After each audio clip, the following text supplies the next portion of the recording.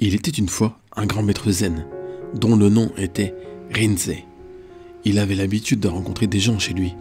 Un jour, un homme va le voir. L'homme n'était pas de bonne humeur. Et à cause de cela, quand il est entré dans la pièce, il a poussé et claqué la porte très fort. Puis, il a enlevé ses chaussures et les a jetées. Juste au moment où il a levé le pied pour entrer, Rinzé a dit « Attendez, n'entrez pas ».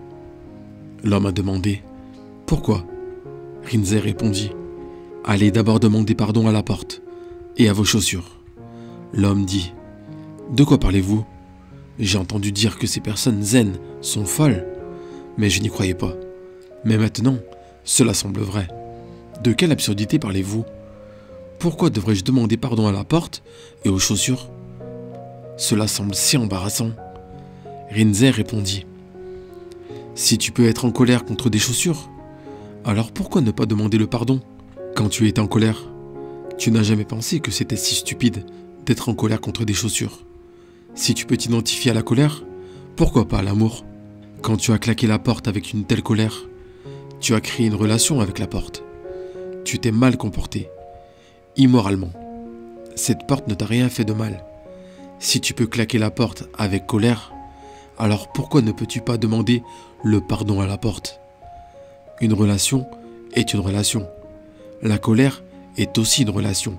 Si tu ne peux pas t'excuser, alors tu n'entres pas. En entrant en contact avec la nature calme de Rinzé, l'homme est aussi devenu calme.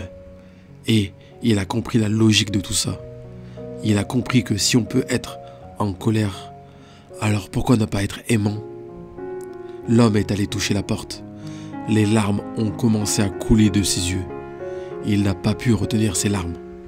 Puis, il s'est prosterné devant ses propres chaussures et un grand changement s'est produit en lui. À ce moment-là, il se retourna et vint vers Rinzé. Rinzé le prit dans ses bras et l'embrassa. Si nous regardons dans nos vies, nous découvrirons que nous ne pouvons pas ignorer ce qui se passe. Mais ce qui est important, c'est la façon dont nous réagissons à la situation. Nous avons toujours le choix de la manière dont nous réagissons. Nous pouvons réagir sous le coup de la colère, ou nous pouvons surmonter et remplacer la colère par l'amour. Il y a beaucoup de colère et de violence dans le monde, dans chaque ville, dans chaque village, dans chaque foyer. On peut trouver une abondance de colère. Répondre à cette colère par plus de colère ne fera qu'attiser les flammes. On n'éteint pas le feu en attisant les flammes. Nous devons étouffer le feu. De même, on n'éteint pas les feux de la colère en y ajoutant plus de feu. Nous étouffons le feu de la colère avec l'amour et le pardon. Il faut beaucoup d'énergie pour répondre par la colère. Et la réponse a tendance à nous épuiser et à nous vider. Mais si nous utilisons notre énergie pour répondre avec amour, nous n'apporterons pas seulement l'harmonie à la situation, mais nous serons dynamisés par cet amour. Lorsque nous agissons avec amour, nous ouvrons la porte à l'amour du Tout-Puissant pour qu'il circule à travers nous. Nous sommes dynamisés et stimulés par cet amour divin.